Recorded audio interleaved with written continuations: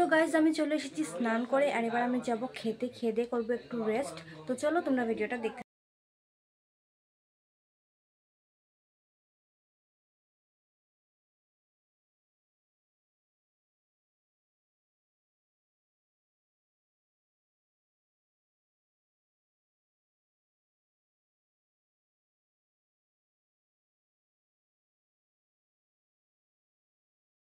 যেখানে দেখো আমরা রেডি হয়ে বসে আছি, এদিকে দেখো বনু রেডি হয়ে গেছে, আর এদিকে মিষ্টি ভাই শাড়ি পরছে, শাড়ি পরাপরি চলছে এদিকে।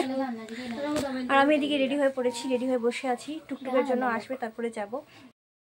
করতে হেল্প করেছে আমাদের একমাত্র বৌদি ভাই, একটু সব। তো গাইস এদিকে আমরা বেরিয়ে পড়েছি যাওয়ার জন্য, আর একবারে ওদের বাড়িতে যাব, তারপর তোমাদের সাথে কথা হবে। আর কারণ রাস্তা প্রচুর অন্ধকার অন্ধকার থাকবে, ভিডিও তুলতে পারবো না ঠিক মতো। তো ওদের বাড়িতে গিয়ে তারপর তোমাদের সাথে কথা হচ্ছে। টাটা।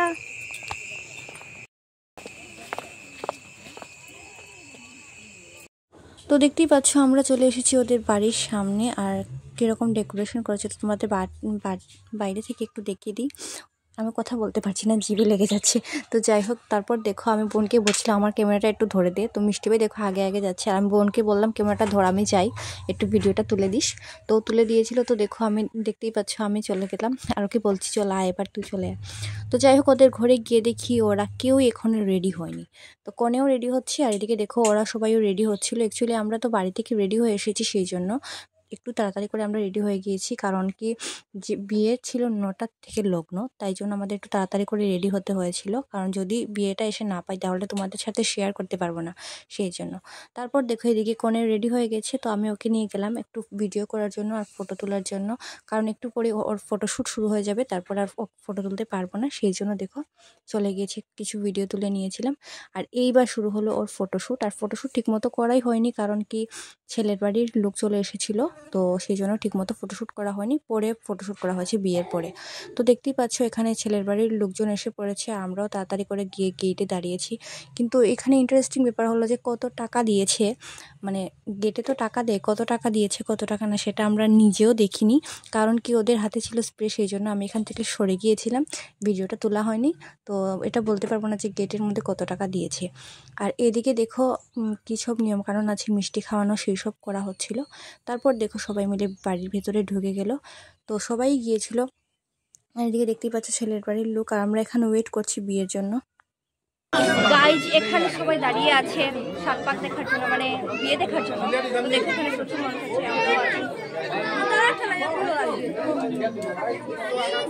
কিন্তু এটা জায়গা পুরোটা দেখে ঝুলন পূজা লাগছে।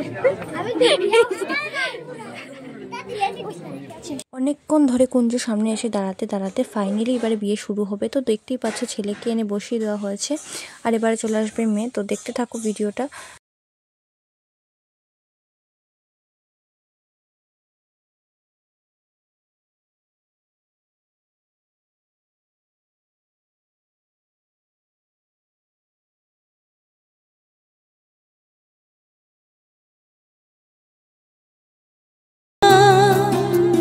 মনে মনে দুজনে হৃদয়ের বাঁধনে, পিয়া তুমি আমার, সাত পাকে বাঁধা, সাত পাকে বাঁধা, সাত পাকে বাঁধা, সাত পাকে বাঁধা।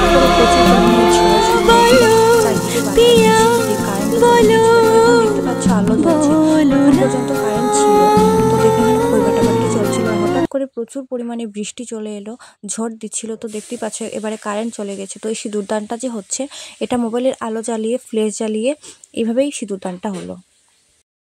ফাইনালি এতক্ষণ অপেক্ষা করার পরে আমাদের খাওয়ার সময় এসেছে, তো আমরা এখন খেতে বসেছি, আর প্রচুর পরিমাণে খিদে পেয়েছে। তো চলো আমরা খাওয়া স্টার্ট করি, তোমরা ভিডিওটা দেখতে থাকো।